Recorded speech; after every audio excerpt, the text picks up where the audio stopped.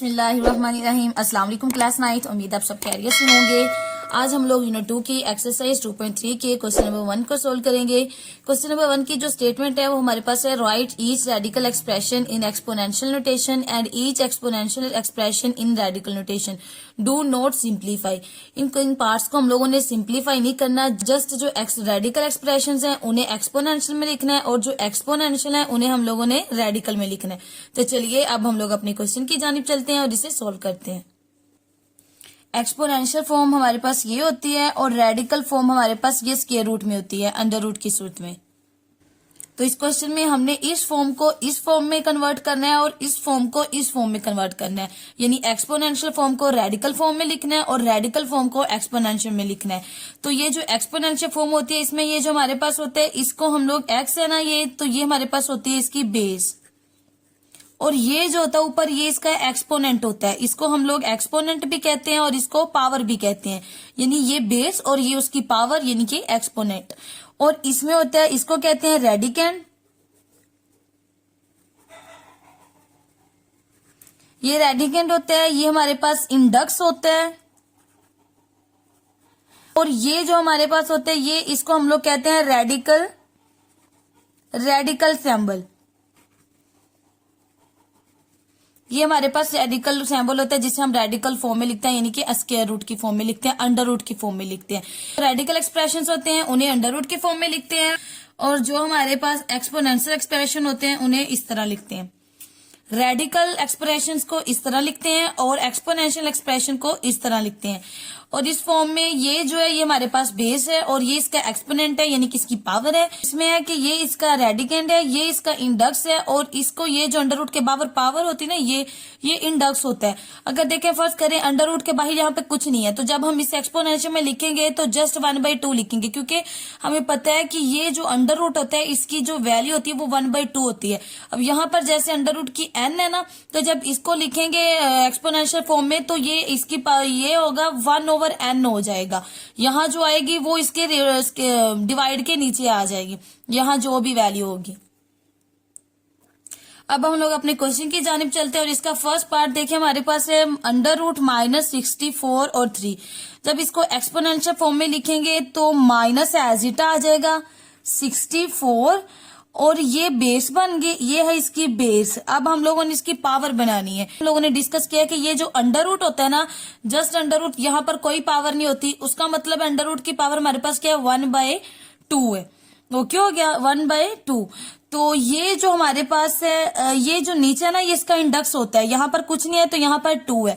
अब यहाँ पर क्या है 3 है, तो इसका इंडक्स क्या आएगा हमारे पास 3, और ये क्या आ जाएगा ऊपर 1/3, यानी कि -64 बेस है और ये जो है इसका एक्सपोनेंट है, इसको पावर की फॉर्म में लिख दिया, यानी कि ये रेडिकल एक्सप्रेशन था, रेडिकल नोटेशन में था, इसको हम लोगों ने एक्सपोनेंशियल एक्सप्रेशन में लिख दिया।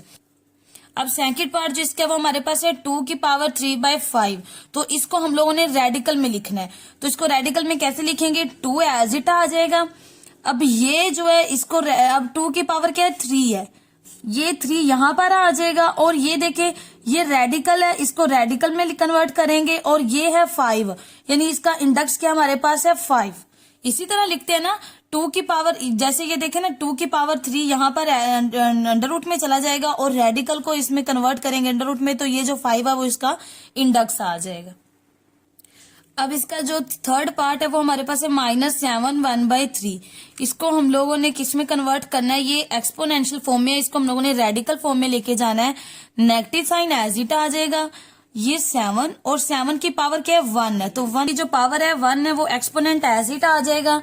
अगर x है तो उसकी पावर हम लोग उसके एक्सपोनेंट क्या काउंट करते हैं कि उसका एक्सपोनेंट क्या हमारे पास है 1 है। इसी तरह अगर y है तो उसका एक्सपोनेंट क्या लिखते हैं कि उसका एक्सपोनेंट 1 है। तो 1 लिखें या ना लिखें कोई फर्क था, कोई डिफरेंस नहीं है। देन क्या करेंगे, इस डिवाइड को रेडिकल में कन्वर्ट करेंगे, रेडिकल, और ये इसका जो है वो इंडक्स आ जाएगा। -7 एज इट, 1 इसका एक्सपोनेंट है और रेडिकल फॉर्म को, इस डिवीजन को रेडिकल में लिखा, और ये 3 इसका इंडक्स। इसी तरह इसका 4 पार्ट है वो भी एक्सपोनेंशियल फॉर्म में, इसको रेडिकल फॉर्म में लिखेंगे तो कैसे आएगा, रेडिकल फॉर्म में y एज इट आ जाएगा, और ये -2 इसका एक्सपोनेंट यानी कि इसकी पावर, फिर ये डिवाइड को रेडिकल में कन्वर्ट करेंगे और ये 3 इसका इंडेक्स, ये हमारे पास इसका आंसर आ जाएगा। इस क्वेश्चन को एक बार हम लोग स्टार्ट से देखते हैं। इसका जो फर्स्ट पार्ट है वो हमारे पास है -64√3 है। तो क्या करेंगे, बेस यानी कि -64 एज इट आएगा जब हम लोग इसको एक्सपोनेंशियल में कन्वर्ट करेंगे। और एक्सपोनेंशियल में क्या होती है, बेस होती है और उसकी पावर होती है। तो यहाँ पर बेस हमारे पास 64 बन रही है और पावर, इसका एक्सपोनेंट क्या हमारे पास है, जिसका एक्सपोनेंट कोई ना उसका एक्सपोनेंट क्या होता है 1। यानी अगर x है तो x का एक्सपोनेंट हम क्या काउंट करेंगे 1, यानी उसकी पावर क्या 1 है। तो 64 की पावर क्या हमारे पास है 1।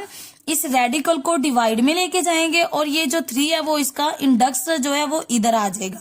तो इसकी ये बेस और ये एक्सपोनेंट, तो रेडिकल फॉर्म को हम लोगों ने एक्सपोनेंशियल में कन्वर्ट कर लिया।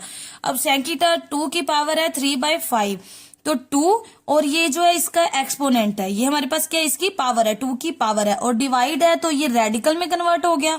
और 5 है वो इंडेक्स है, तो इंडेक्स कहाँ आते हैं, इधर आते हैं। ये हमारे पास आ जाएगी इसकी रेडिकल फॉर्म। इसी तरह इसका पार्ट 3 है, -7 है। तो 1 ये लिखें या ना लिखें कोई फर्क नहीं पड़ता, 7 और इसका जो हमारे पास ये -7 एज इट आ जाएगा। और ये जो है ना, अगर x है तो उसका एक्सपोनेंट क्या होगा 1। तो यहाँ पर भी फिर इसका एक्सपोनेंट क्या होगा 1, जो कि हम लोग ना भी लिखें तो कोई डिफरेंस नहीं है। अब ये रेडिकल, इसका डिवीजन को रेडिकल में कन्वर्ट किया और ये जो 3 है वो इसका इंडेक्स है, ये हमारे पास रेडिकल फॉर्म आ जाएगी। इसी तरह एक्सपोनेंशियल एक्सप्रेशन को जब रेडिकल एक्सप्रेशन में कन्वर्ट करेंगे तो y और y के एक्सपोनेंट हमारे पास क्या है -2 है। डिवाइड को रेडिकल में कन्वर्ट किया और ये जो 3 है वो इसका इंडेक्स बाहर आ गया। इस तरह हमारे पास इस क्वेश्चन के तमाम पार्ट सोल्व हो चुके हैं। उम्मीद है आपको इन तमाम पार्ट्स की समझ आई होगी। अगर आपको किसी भी पार्ट की समझ नहीं आई तो आप मुझसे कमेंट सेक्शन में पूछ सकते हैं। Thank you, Allah Hafiz.